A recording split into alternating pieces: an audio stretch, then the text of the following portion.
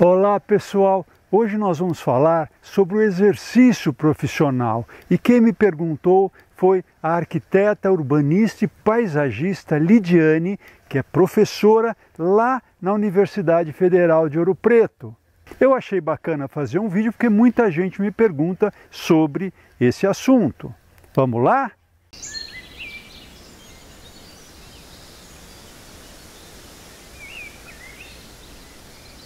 A primeira pergunta que a Lidiane me faz é o seguinte: como começou a minha carreira profissional?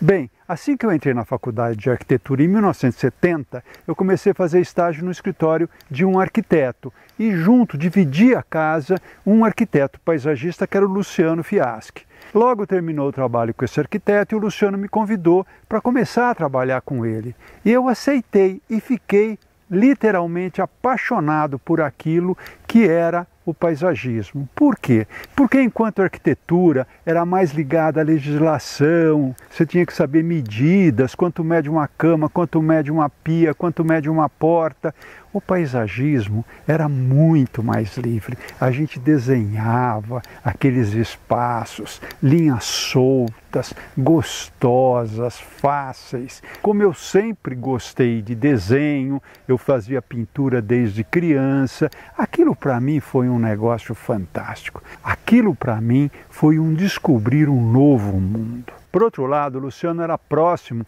ao Antunes, que dava aula lá na faculdade de arquitetura, onde eu estudava.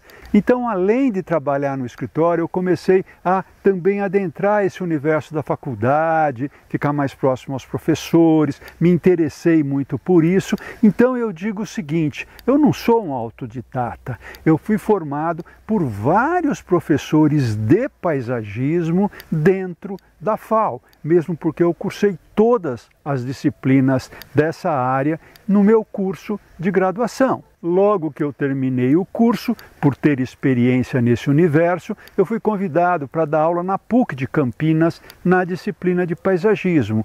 E depois eu vim fazer pós-graduação junto com a professora Miranda Magnoli, que era responsável pelas disciplinas de paisagismo da USP, onde também depois eu vim começar a dar aula. Então, eu não me considero um autodidata. Por quê? Eu fiz literalmente um curso através de vários professores e do Luciano Fiaschi, que me ajudou demais como um grande orientador da vida profissional. E como é o mercado de paisagismo? Bem, paisagismo é uma palavra que está ali muito desgastada porque todo mundo usa de várias formas. Desde a pessoa que tem uma venda de plantas, ela se considera um paisagista, o jardineiro que não gosta desse nome se diz paisagista, o arranjador que faz ali arranjos de mesa também se diz paisagista, as pessoas que trabalham com vegetação, montando jardins de uma residência, por exemplo, se chamam de paisagistas. Então, dessa forma, todo mundo é paisagista.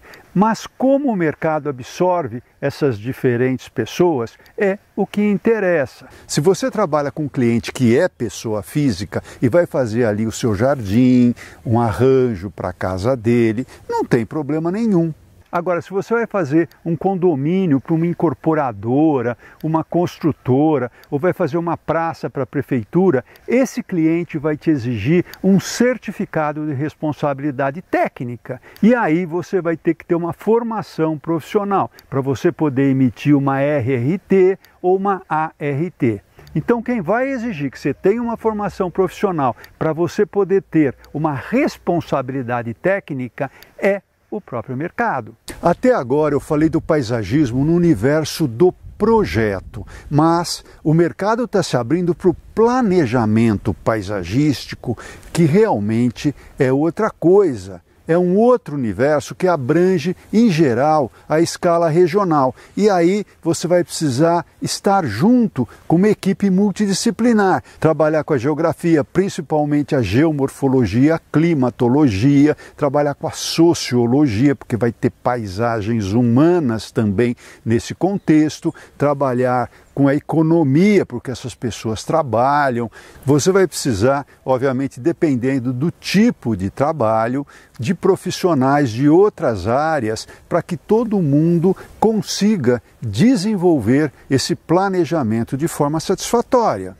Então, um curso que se propõe a formação do arquiteto paisagista vai ter que trabalhar, vai ter que pincelar pelo menos o conhecimento dessas outras áreas para que possa haver um diálogo entre profissionais. Bem, eu falei do mercado profissional. Agora, falando do mercado de trabalho, eu acho que paisagismo é a profissão do futuro. Por quê?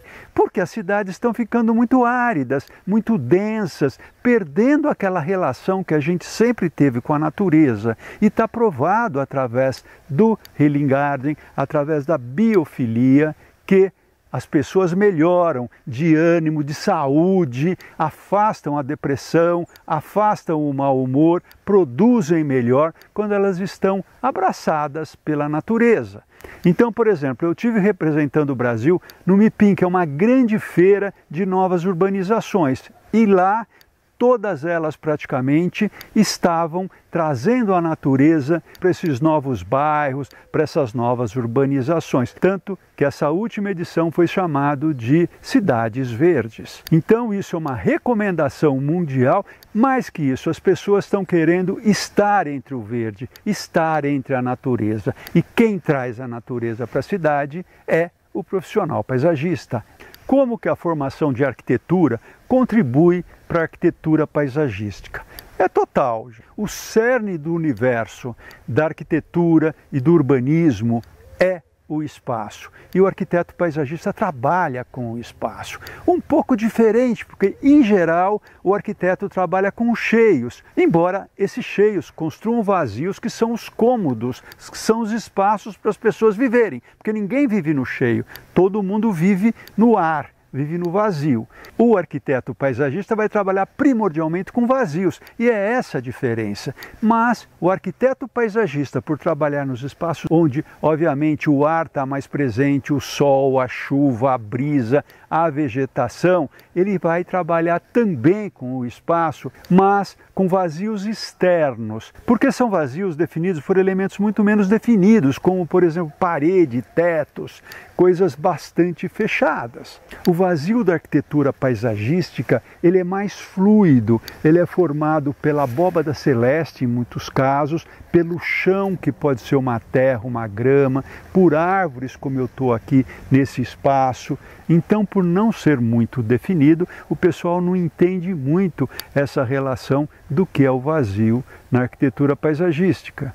Até porque a sensação do espaço interno trabalhado pela arquitetura é diferente daquela sensação do espaço externo, onde vai estar presente os aromas, né? Então tem o olfato, a audição, vocês veem aqui pássaros cantando, o paladar através das frutíferas, a floração, os infinitos tons de verdes que vão brindar a nossa visão, o sol e a sombra na pele que vão nos trazer essa sensação forte do tato. Enfim, paisagismo é uma das poucas expressões artísticas que você pode trabalhar os 5 sentidos. Aliás, essa é a primeira frase do meu livro Criando Paisagens. E já fazendo um gancho, esse livro ele é consequência do meu trabalho na Faculdade de Arquitetura e Urbanismo da USP, onde eu tinha uma disciplina de apenas 6 meses para poder ensinar a vegetação,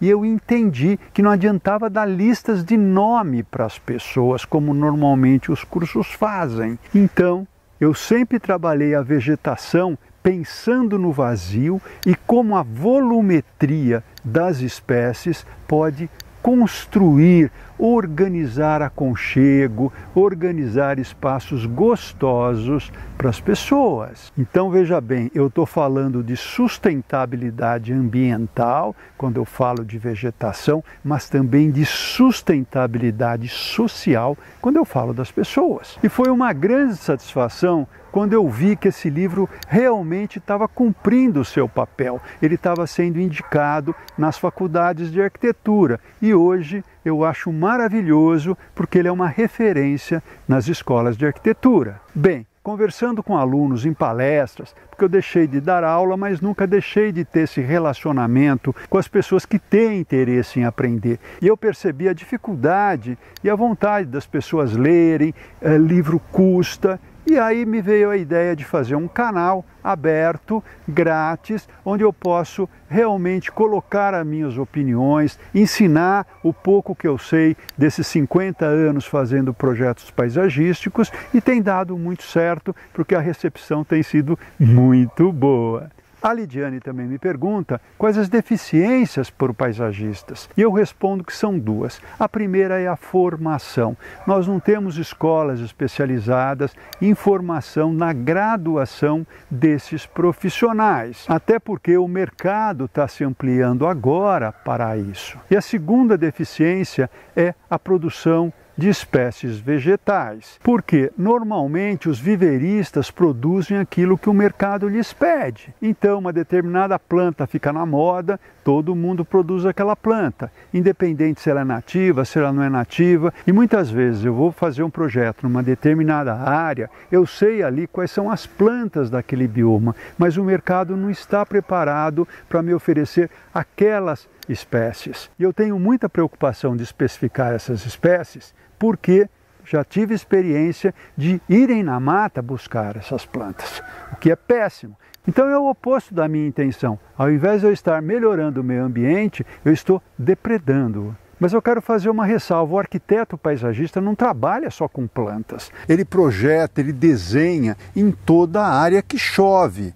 E não apenas com vegetação. A vegetação é um dos elementos. Ele trabalha também com os materiais processados de piso, de revestimentos, de muros, de muretas, de rampas, materiais que têm rugosidade necessária para você não escorregar, para um cadeirante poder se deslocar, a questão da acessibilidade, materiais de espelhos d'água, de piscina, de lagos. Então tem uma parte de materiais, uma parte técnica, uma parte de legislação que é fundamental que o arquiteto paisagista domine. Quais são os desafios do arquiteto paisagista? Bem, são vários. Primeiro, você precisa arrumar trabalho, porque sem trabalho você não consegue exercer essa profissão. Segundo, para você ter uma equipe, você precisa ter clientes fidelizados, aqueles clientes que te garantam um trabalho em sequência. Senão é muito difícil você contratar gente para trabalhar contigo e você realmente não conseguir ali sustentar essa equipe. Outro grande desafio, por exemplo, para a gente que trabalha no Brasil inteiro e até em alguns países fora do Brasil, é a questão da vegetação. Não aquilo que funciona em determinados locais, porque isso a literatura é bastante farta, mas sim o que os viveiros estão preparados para me oferecer e a que custo esse viveiro vai me fornecer aquelas mudas. Porque é o seguinte, a primeira coisa que o cliente vai falar do seu projeto é: nossa, que maravilha. E a segunda, quanto custa? E você vai falar: não sei. Você não pode estar vendendo um carro de altíssimo padrão para as pessoas que querem simplesmente um carro popular. Então essa adequação é fundamental. A Lidiane também me pergunta se deveriam existir mais institutos tratando da formação do arquiteto paisagista. Eu acho que sim, mas tem que ter muito cuidado. Você tem que ter um corpo docente muito bem preparado, você tem que ter condições de trabalhar com esses alunos para que realmente a gente tenha cursos de qualidade, cursos realmente de formação profissional. Bem, o que eu diria para as pessoas que estão começando? Garra, garra, garra, insistência naquilo que você gosta. Se você está decidido, decidida a partir para essa profissão, você tem que ter muita persistência, porque nada é fácil. Tudo depende muito do seu esforço pessoal.